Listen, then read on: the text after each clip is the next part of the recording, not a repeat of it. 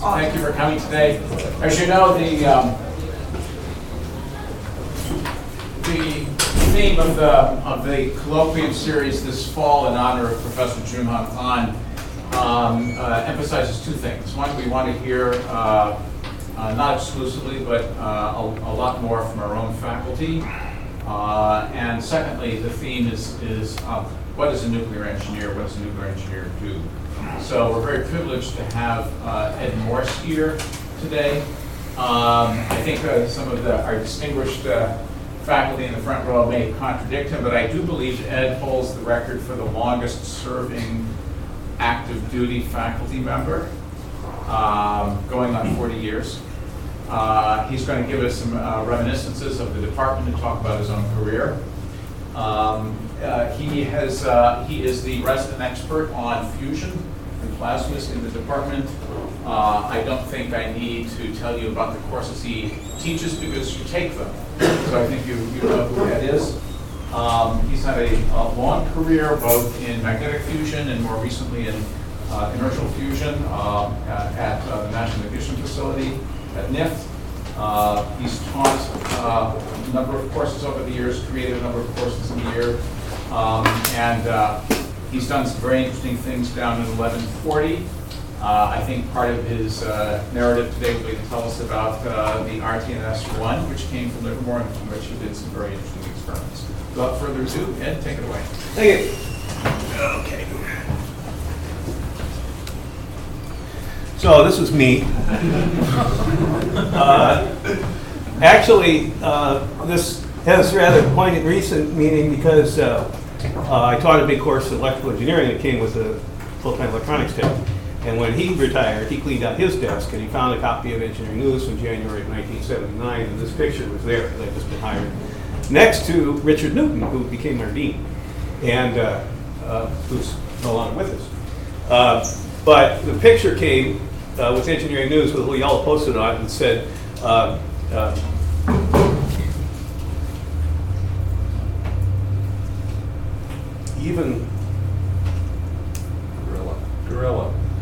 Gorillas. No, not gorilla. It just told you the story. The big Japanese dragon. What was his name? Godzilla. Godzilla, yes. It said even Godzilla was once a cute little lizard. So, there. All right. This was what I did my PhD on at Livermore. This was the CDC 7600, which was really hot stuff at the time. And it ran 10 megaflops of instruction rate. So a flop is like adding two numbers together, testing whether one's bigger than the other, some trivial computational act. And if you use Fortran, you could only get 10 megaflops, but then you were encouraged to learn how to write machine code, which you could get 36. All right? And there were actually people that did that. I think that scared me enough that I didn't stay in computational plasma physics for very long, because the idea of staying up all night writing machine language for CDC was not my idea of fun. Anyway, then came the Cray-I. Now that was really hot stuff. That was 80 megs, or 80 megaflops there. And the lab had two of them by this time. And then in the background here, you see this disk farm. And I think each one of those platters was a whopping 40 megs or something like that.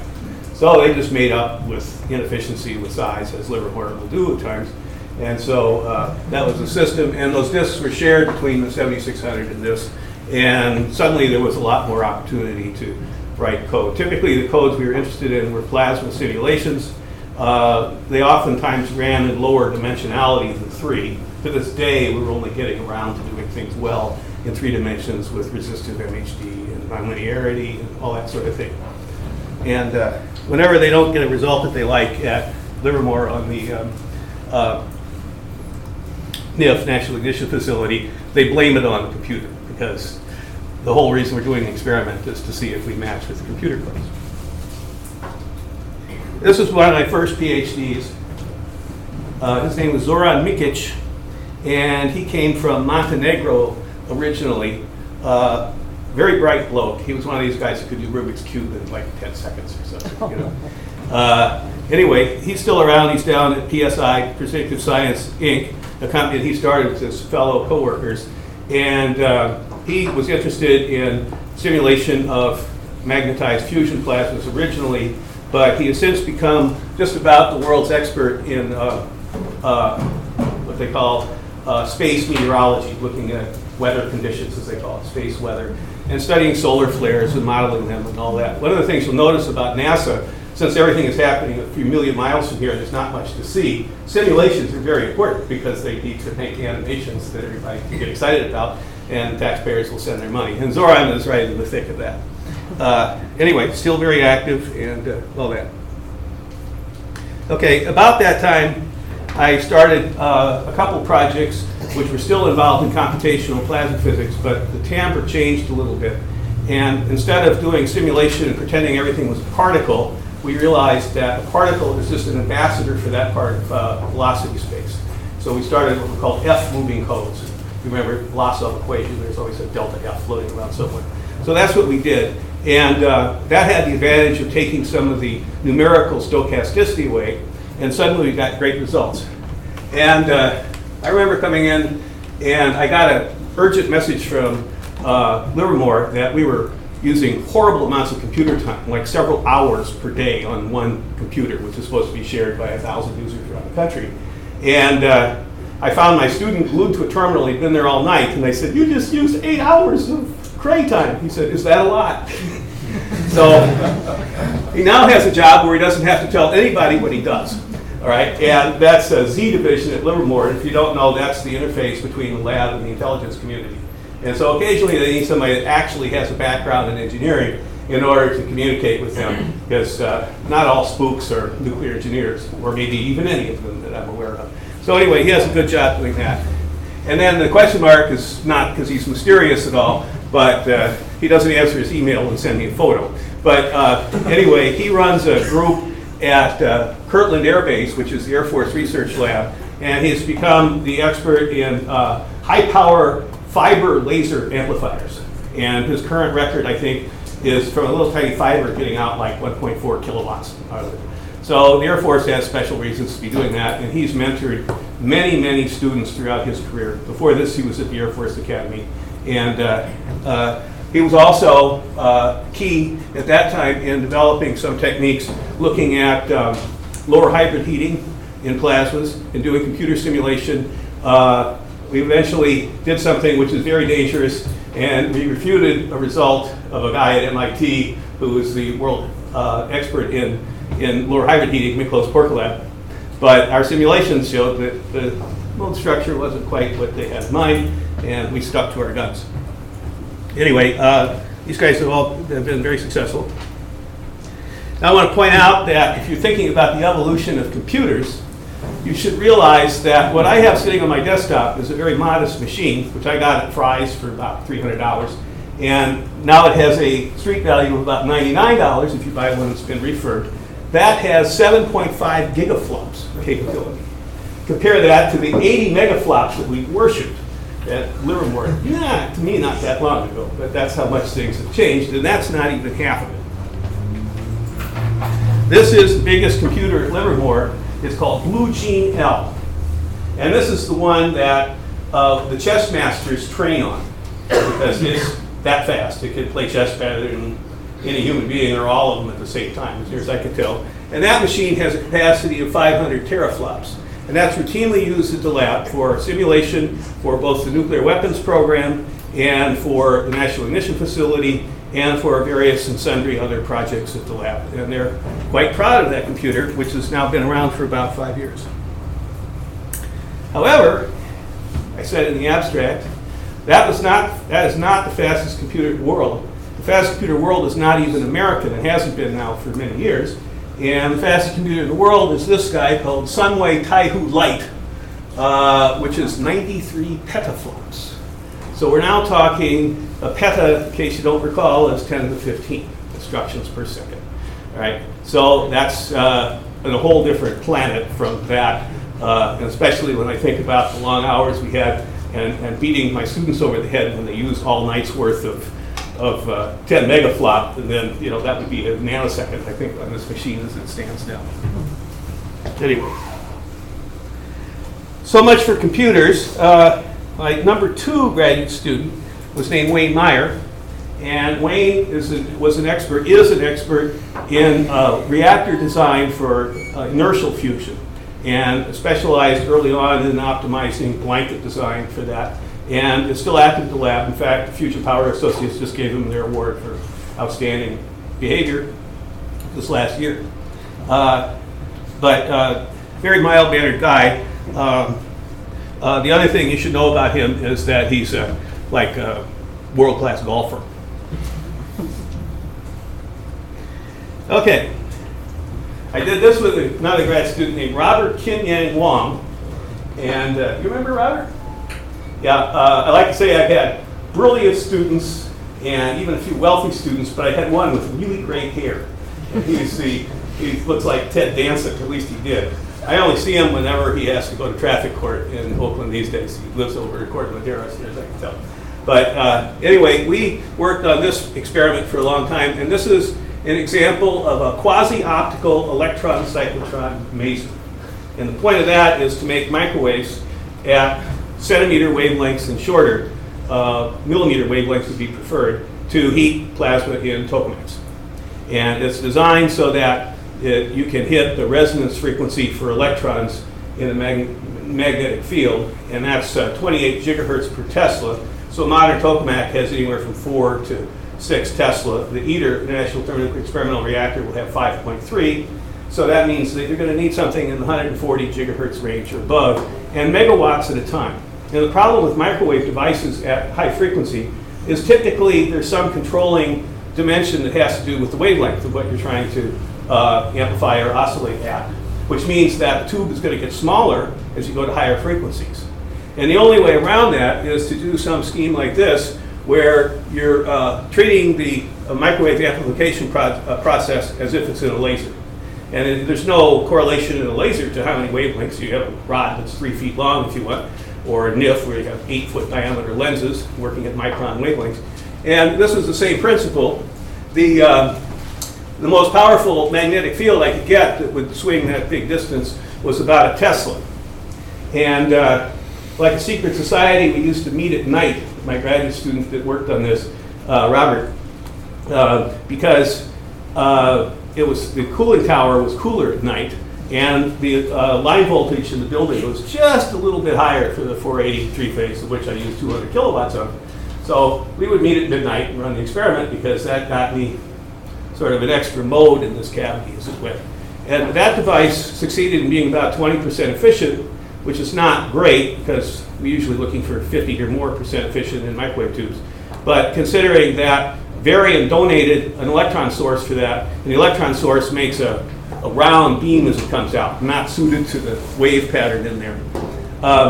So in fact, one of the interesting anecdotes I'll also tell you is Robert's girlfriend was very influential in this experiment, because she had long blonde hair.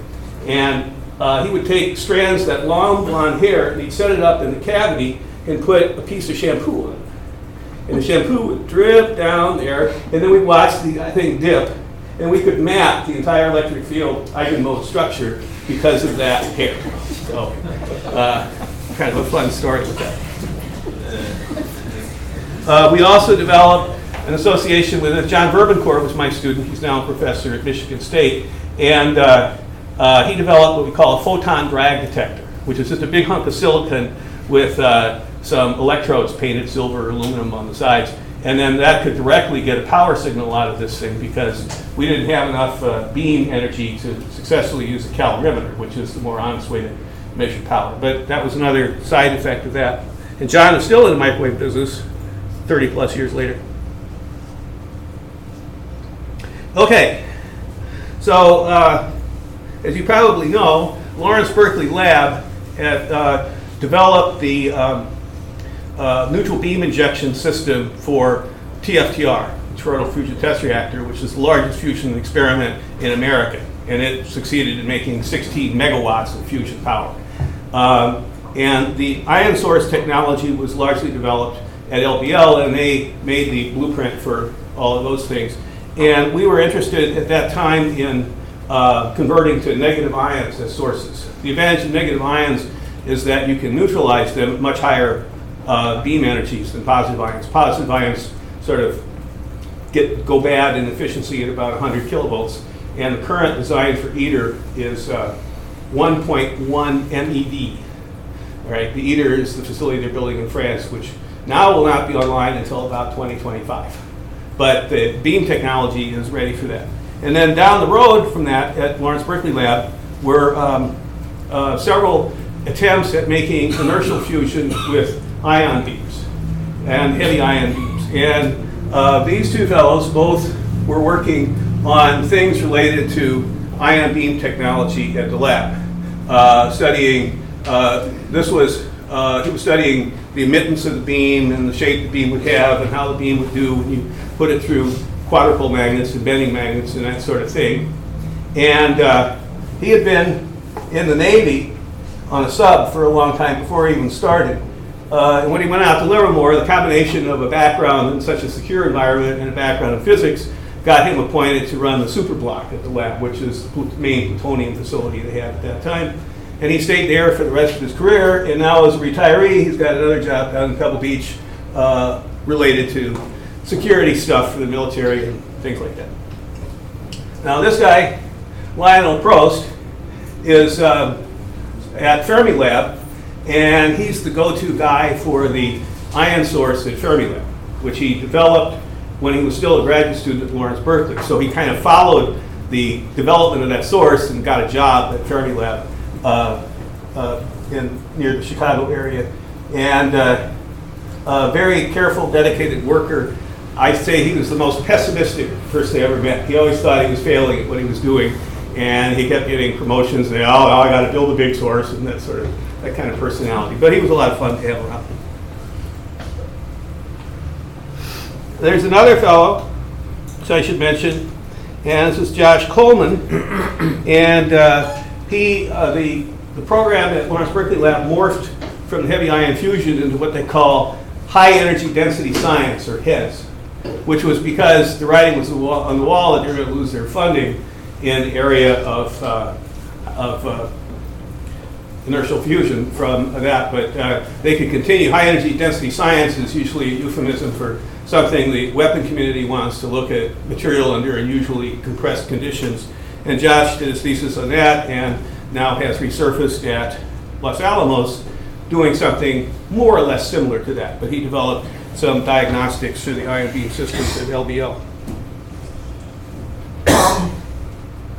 And another one came out about that time, who also was an ion source guy, but was more of a simulation guy than, he did some experiments for a while, but he's found his real mark as running the big electromagnetic codes that are used for accelerator beams. And in Czechoslovakia, they're building an enormous accelerator. And so he's there giving them computational support. He seems to be running a group that's maybe half the size of this room, working on problems related to that accelerator technology there.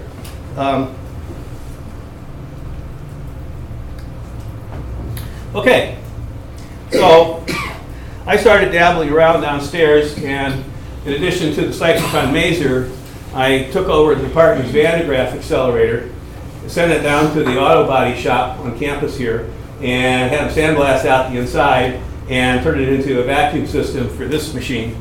And this is called the Berkeley Compact Toroid Experiment, or BCTX. And this is about a 70 centimeter diameter flux conserver, all made out of copper. And what this is back here is called a Marshall gun.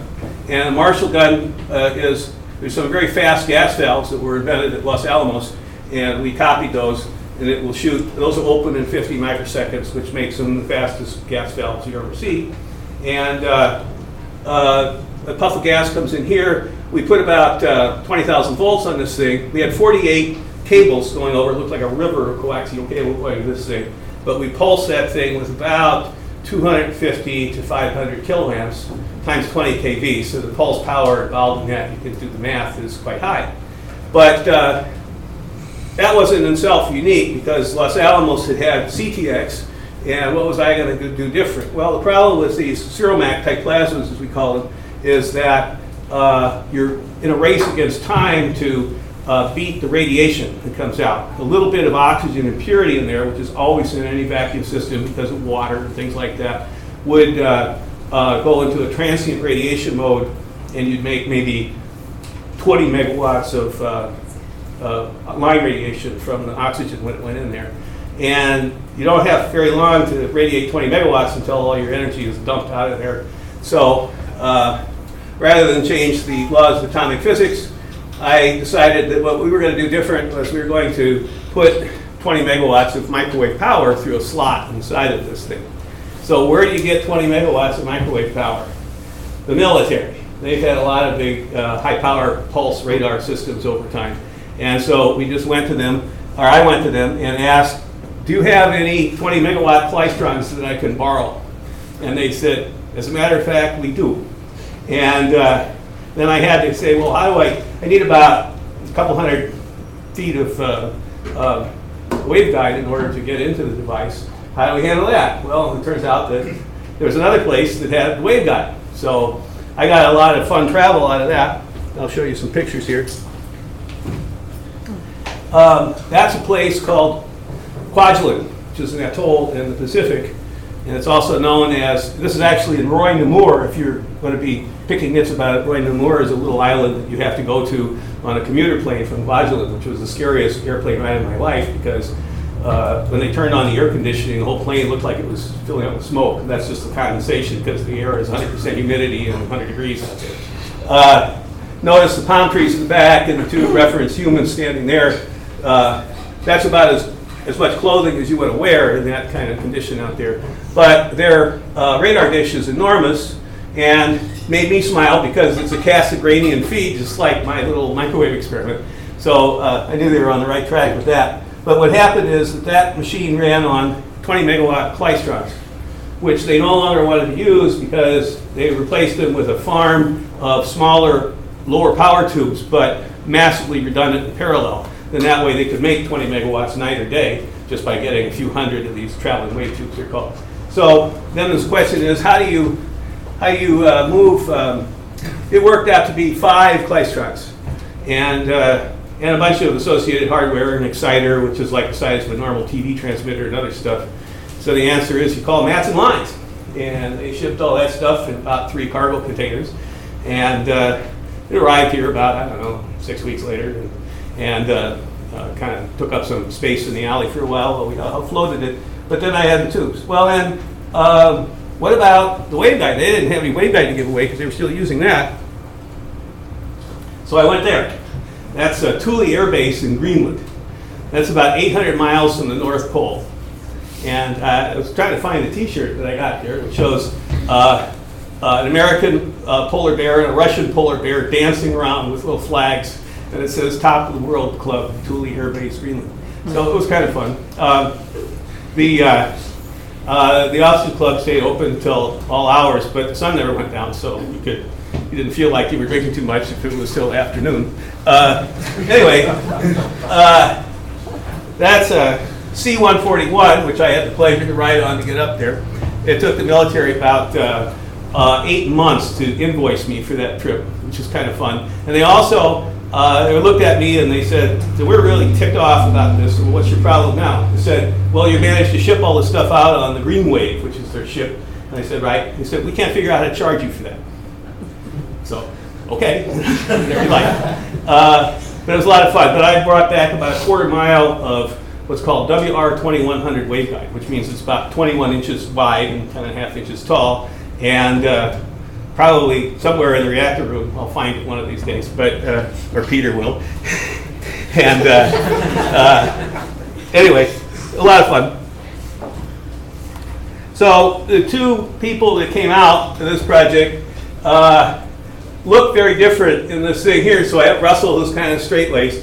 He's the chief consulting nuclear engineer for General Electric these days. What he learned here, I think, was to get away from fusion as fast as he could, and he managed that. And then there's Eric here, seen in a characteristic mode of just hopping off his bike and swizzling a beer. But actually, they're very similar because they both hold 5 patents.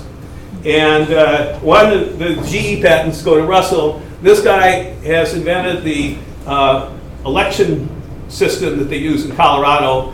And when I talked to him, or I sent an email last night, he was in Serbia installing an election system there.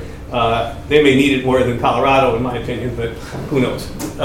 Anyway, they both worked on this thing. Russell did the initial work, and then we had only diagnostics to look at the temperature where impurity lines, radiation from the thing. And that's very unsatisfying because a lot of people have managed to delude themselves that their plasmas are a lot hotter than they really were. And the only thing that really counts in the world of magnetic fusion is called laser Thomson scattering. And so Eric got the laser Thomson scattering online. And you can't see it anymore because they're healing up. But if you look closely, he's got these quarter-inch size holes in his ears. And he was a motorcycle rider, and he had big, tough He-Man hearings, you know.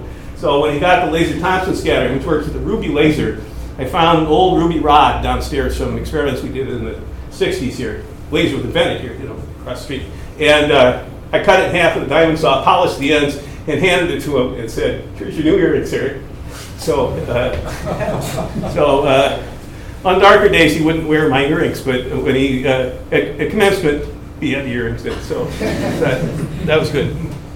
Anyway, we finally got that machine so that it produced plasmas up to about 200 eV, which is a lot compared to the 20 kilovolts that they are routinely making at JET in Europe. But it was a good start, and we learned a lot about RF technology in the process of doing that.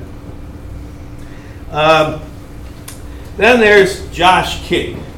And Josh started out working at Livermore on the sustained zero-mag physics experiment, SSPX, which is run by the guy I'll show you next, also my student. But he worked on that for a while and then managed to jump ship before he finished his PhD on that, and he went down to General Atomic in San Diego, where he did almost the same thing in the way of making fusion diagnostics, but this was on the nice tokamak down there, D3D, and he developed what's called motional Stark effect. Fast MSE is fast motional Stark effect.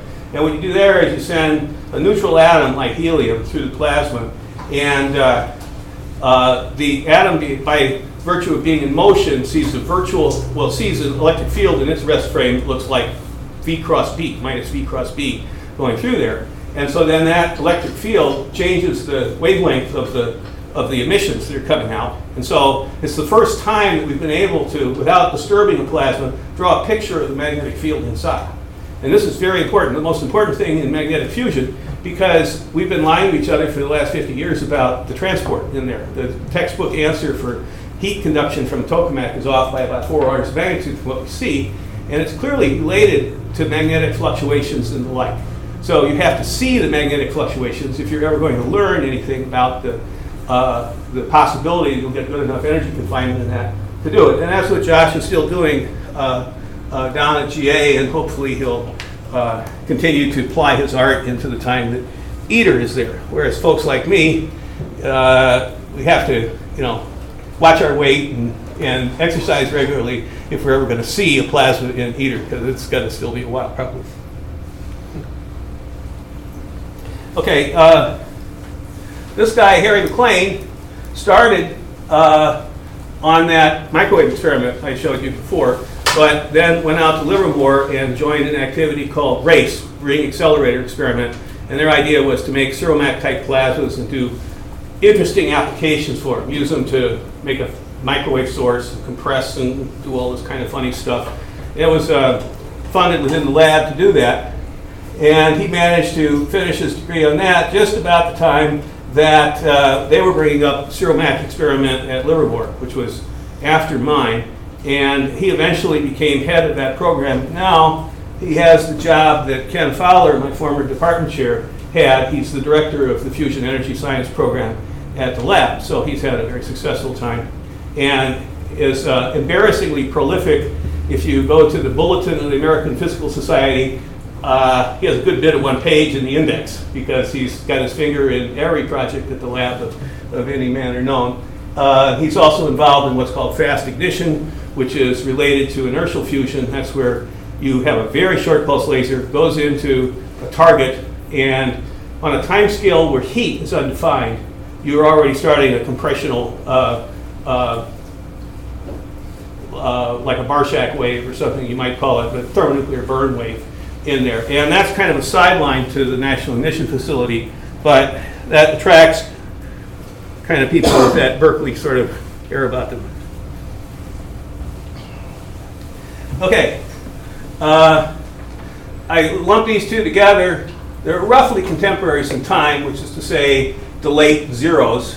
But Annie Kreitzer is out at Livermore, and she did her work on this thing, which is a short pulse laser system, and was one of 2 students I've had so far who have published their thesis work in Science the same week that I signed their thesis. The other being Cameron Geddes, who was one of the developers of laser wake field technology. But what Annie did that was so creative, they really liked at the lab, was she took a very short pulse laser beam, split it in half, and then ran half of it into a piece of saran wrap, and the other half into a piece of lithium deuteride. Now, lithium deuteride has a very special role in the nuclear weapons business, as you can probably imagine, and the function of the saran wrap was it has chlorine in it, it's polyvinyl chloride, so you get a K-alpha X-ray off of that, a very short pulse, and then you use that to do picosecond radiography on the compressed lithium deuteride. And people at Livermore in the weapon community had backflips over that because for years they haven't known much about the equation of state of this material, and she was able to measure it picosecond by picosecond, which is to say, micron by micron going through the material. So that got her a very prestigious fellowship at the lab, which is called the E.O. Lawrence Fellowship out there, and she turned it down. She turned it down because she got a permanent position in AX division at the lab. So that's a weapon designer thing. She also is a mother of 2 now. So I met her on the street the other day with her husband and with the child, and pointed at him and said, in 20 years, Professor, he's going to be yours. So I'll see if I can make it that long. Okay, this is a blurb about her getting her paper published in Science. All right, so this is the beginning of the end. This is an experiment called Divider that happened at the lab, or it happened in Nevada in 1992, and that was the last U.S. nuclear test that was out there. And we've been in test moratorium ever since, even though we've never ratified the Comprehensive Test Ban Treaty, we're virtually there. I point that out to contrast with this. And this was India starting up nuclear testing in 98. They actually had a shot in 73 and then stopped for a while. And then they started up again 25 years later.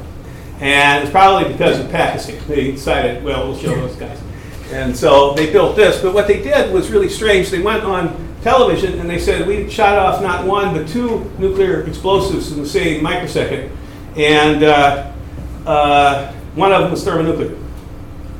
That got everybody's attention. That little Z division thing, that got their attention. They heard from their special friends, and they wanted somehow to do a diagnostic to see whether or not the test was thermonuclear or not. So this is, the Rotating Target Neutron Source, RTNS, which I brought in from Livermore a few years before that.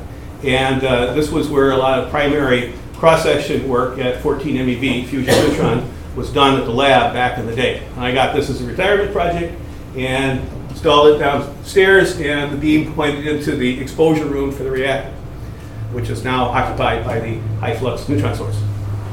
But this is a top view of this thing. Notice the beautiful Chrysler Airstream trailer kind of look to it. And if you look very carefully, you'll see that right there's a flower power decal. That tells you what year it was made, 1968, right? The summer blow. This is Livermore's version of the summer blow. Okay, so what did we do with that? Well, it turns out that there's a reaction of calcium, which is an N-alpha reaction. So you put it in a neutron to get an alpha particle. It has a threshold of about 5 MeV. So you don't make that alpha particle, or that argon-37 byproduct, unless you have fusion neutrons. So they wanted to know that cross-section. And that's where the real war began. Not US versus India, but Livermore versus Los Alamos. I love those battles. And so my student, Anthony Bellion, who's now at Los Alamos, actually, measured, got some more data out here in the relevant part of the spectrum and corroborated some earlier work, and was able to nail that cross-section down, which was really only known between a factor of 2 at the relevant energies there. And Anthony, we didn't make as much beam as we had hoped. Of course, nobody ever does on an accelerator, but he could do the experiment in 30 hours, or he could take risks and try to up the beam current. And he said, I'll get my sleeping bag. So the lab handed some extra personnel, and the guys took shifts down there, and they ran that accelerator constantly. It caught on fire at 3 in the morning. I had to come in and help them get back on the air, but otherwise, I got much better sleep than they did at that time. So there's Anthony today, and he got a 5-year stint at IAEA in Vienna running their non-proliferation branch, but then he went back to Los Alamos. He was actually born in Los Alamos, so he's had a dull life other than the 5 years in Vienna there. But has a lot of fun, is bouncing all over the world now. There's some facility in Kazakhstan that seems to be behind him in that picture. So you can probably figure out what he's doing. One of those nice titles that no one can tell what you're doing. Operations affiliate. Anyway, this is Carlos Correa, who also worked on the RTNS and actually got most of the good data we have. We irradiated enough concrete to look at exposure levels that would be there if they actually got the yields that they were supposed to. They haven't. And measured some bubble detectors, which are General Atomic was developing, and irradiated erasing fiber optics and stuff like that. So he had a lot of fun, but it was the strangest study list card I ever signed because his minor field was theater. And in case you don't believe me, this play is opening next week at the Berkeley City Club. Oh, by the way, he works for a company called Exponent, where he's a forensic scientist kind of person. Gets to go to court and testify when, you know, some little kid gets burned up on a lawn tractor and that sort of stuff like that. But anyway, so yeah, I've had theater people and I've had rock climbers and everything else. There's a picture of me with Anthony mugging it up next to the RTNS terminal with one of its targets. That's an internally cooled copper planchet that was made at the lab there. So anyway, there's that. All right, next, Fukushima. So I was not directly involved in initiating the problem at Fukushima, but I got to talk about it a lot. And the main thing you got to know about Fukushima is, well, the picture's a little grainy, but this one doesn't count. Here's the 4 reactors, and notice the 2 cooling towers.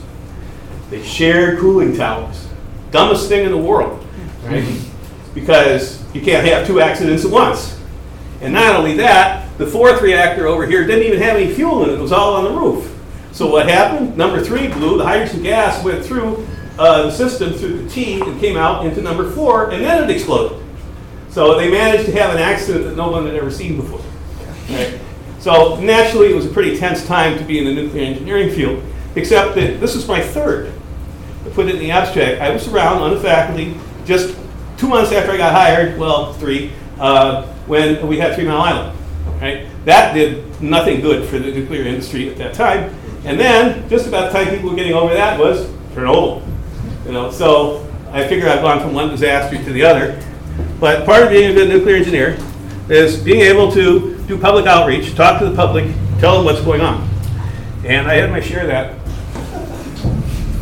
There was one day I had Sawyer 2 nights running, and trying to describe what was going to happen, what might happen, how dangerous was this, everything else. You know, and so there's an important lesson to be learned there because there's 3 groups of people in the nuclear business, and there are ones at the labs that know a lot, but in this case they couldn't talk because there was a gag order. Came right from the White House all the way down. And then there's guys like us that can go out and talk, and maybe we know what we're talking about. We do as best we can. And then there's people that are very anti-nuclear, and they know nothing, and they talk all the time. Right? So it's good to be in the middle ground, and in fact, it's your kind of duty, if you have a good technical education in nuclear engineering, and you want to do media outreach, and you think you know what you're talking about, you go out there and you talk. That's very important. then the next little foible where I got a little media attention is over 2 days on Bloomberg. And that was about the Iranian nuclear deal. It was on television, which has 300 million viewers, incidentally, the day of the framework initiated, and then also the day of the signing. And so they're primarily a business channel, but again, you have to explain the deal. And what was fun about the second part was I got a copy, PDF copy of the agreement, which came out in the morning. I had to speed read it on BART so that I could get on television and talk about what was in it. All right? There are very few people who can speed read nuclear engineering, but I happen to be one of them. All right? And so I got on there and I said, it's all in Article 14. Just look here. We get 24/7 at Natanz to check the enrichment using any technology we want. All right? That's most of what you have to know about that. So then I found out that I was way ahead of the curve because I saw politicians on television and they obviously hadn't read the agreement or even had it summarized by some expert. So it's nice if you're able to do your homework a little bit. Okay, so that brings us to the next subject, nuclear disaster waiting to happen here, and that's testing by the North Koreans. All right, as you know, they've been getting better at these tests, and I would like to point out to you that I teach this in my non-proliferation course. There was this guy named Murphy, John Murphy at Livermore, the geologist, not the other one, but he has given us a correlation for yield of a nuclear weapon or test in terms of the Richter magnitude that comes out. And there's a range that can happen in there. But what's important to know is that the latest was a 5.3. You do that, you do that, you do that. So the yield that they're getting is somewhere between 13.6 and 116.6 kilotons. All right?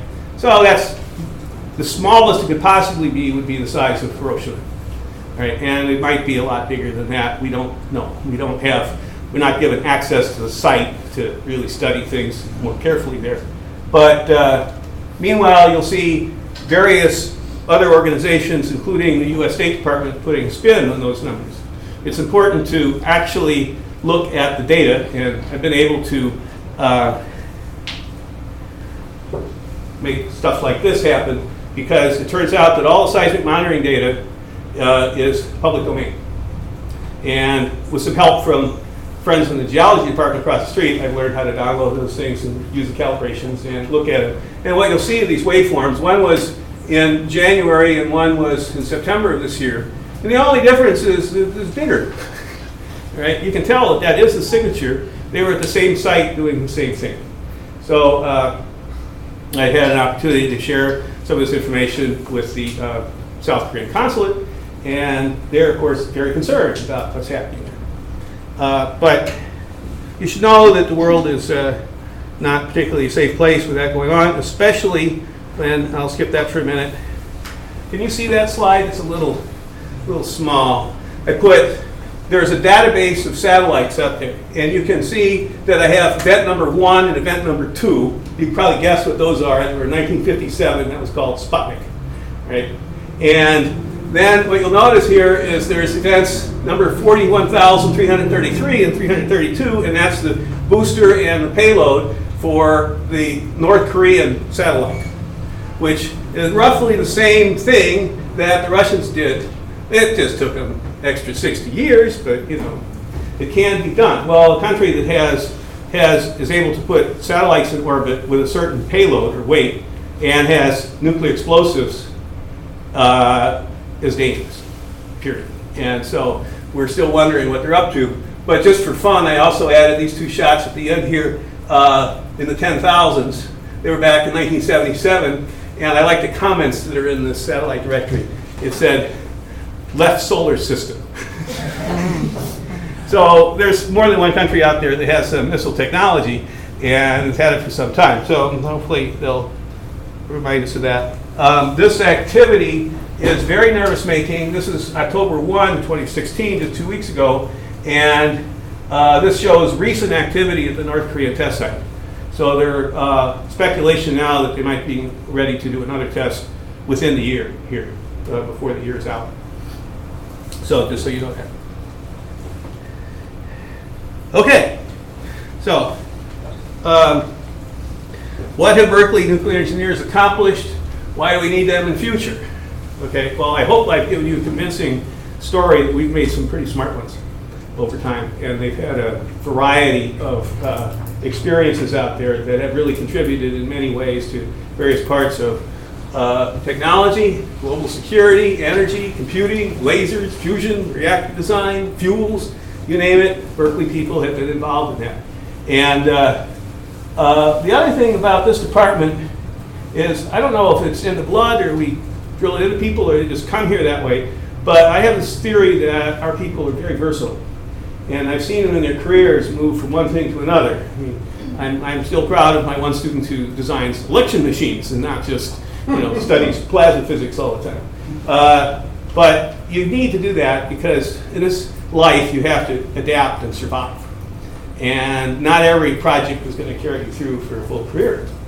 The other thing that's kind of important is that there seem to be two parallel universes out there in terms of people's expertise, especially in areas related to nuclear security and non-proliferation and things like that. There's a joke in Cambridge, Mass. that somebody is in line and has 28 items or something and the maximum 6 at the checkout counter. And this one woman is just shaking her head and he looks at it and says, I can't figure out if you're an English major and you can't count or you're an engineering major and can't read. And you need to do both. And a few well-placed subject matter experts out there in the State Department, things like that, is what we really need right now. So consider that carefully as you're contemplating a career. When I read those WikiLeaks things that you're not supposed to read, there would be things about how embassy has collected in Saigon a kilogram sample of pure uranium-238. And we're going to send that to Washington in a lead-lined diplomatic pouch.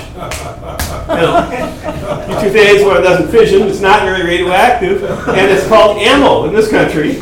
And so they said, scratch that, we're sending it to Bethesda with the other 1 million pounds of that in inventory. Or the other one was Istanbul said, we think we've got a stranglehold on exotic material 4340, which we think the Iranians are going to use to make centrifuges. And anyone who's had metallurgy knows the 4000 series is iron. The 3 indicates that it's steel.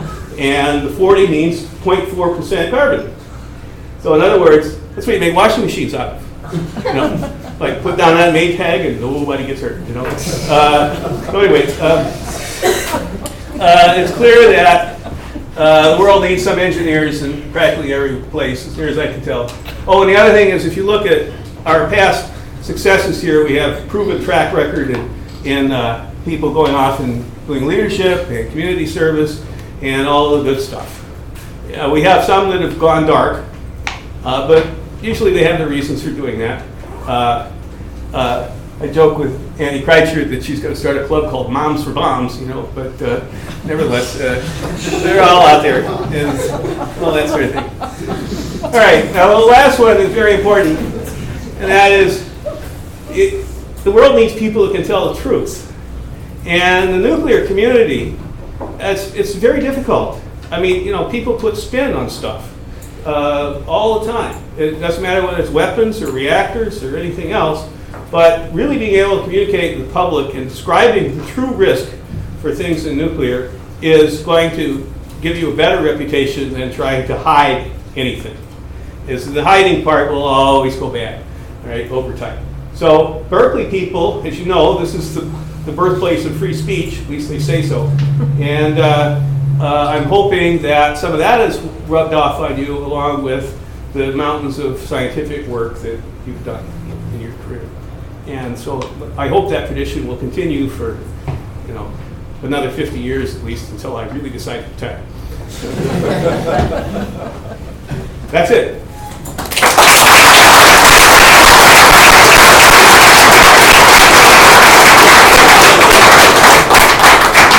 Do we have any questions? Yeah. You learn Morse code. No. Well, yeah, a little bit. I But would have thought it would be natural for you. you think so? I learned enough Morse. My dad was an airline pilot, so I learned enough to recognize the omnis, which I just had to read 3 characters. But no, I was not the type to stay up all night memorizing Morse. Any questions? Yeah. I'm approaching 4 and not 40 on the faculty, but... Give it time, Max. It'll all be a blur. So you say we made many people that did a very good impact, no high impact. How do we make them? How? Yeah. Do we make them or they come like that? That's an interesting question. Different of our faculty had different theories. Now, Bill Cassidy, who's talking next week, has always said, this is the simplest job in the world because we get very smart people. We just pick them. And then they come, and as long as we don't make them stupid, we don't have to worry about it. But reality is, everybody here that's been involved with students has somehow given people some sort of discipline and ways to think about things that are maybe that's part of it. But a lot of it is just growing up. We have very good people, and they get exposed to a breadth here that's unlike other places, and they go out and do good things. And part of it is just the idea that our new people, need to measure up to the old generation. And so they will. They'll work hard to do that. Now, I haven't mentioned some of the weirder ones that we've had here. One guy owns most of the Pizza Huts in Northern California. We got another that does day trading off his yacht in Alameda. So we've had our fair share of odd ones. One of our guys is a professor of Kwajalein. Right? So, though in other words, it's been a mixed bag. I don't really know if I don't take a lot of credit, but I've had my share of Russell Stigowski's and Wehmeyers and all those kind of people to know that it happens. So that's all I can say. Osmosis. The other question? Okay, well, thank you for your kind attention.